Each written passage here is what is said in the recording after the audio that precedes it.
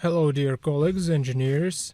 At first glance it may seem that method 36, application of phase transitions, is the same method as 35, parameter changes, because indeed of all the examples to technique 35 are well reflect the beneficial effects of applying method 36. However, there is a fine line. Let's find out the difference. The crucial difference is in proposition to use not the final state of a substance or an object, but the process of its transition from solid to liquid, from liquid to gaseous.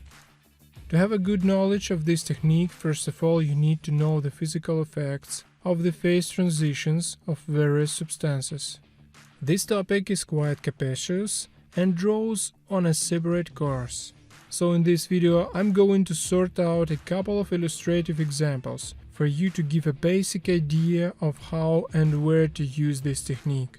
For example, 1 liter of water in a liquid state fills a 1 liter bottle. However, if you freeze the water in this tightly closed glass bottle, then the ice in the volume gets more than water, so as the water expands during freezing. Knowing this effect, you can avoid the destructive effect that water has in freezing pipes, in the roadway, in the cracks of the walls of buildings and their floors.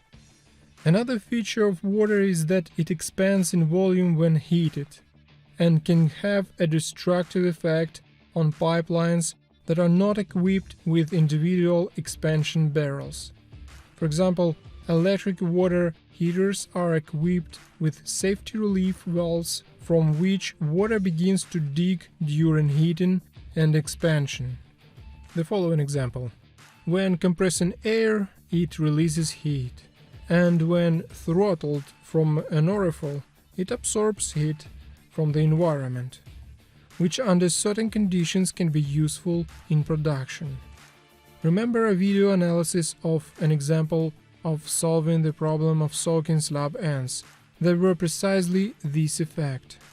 These examples of applying the application of phase transition method have been shown to attract your attention to those actions and their sequences which you specify in the process of working on tasks in production.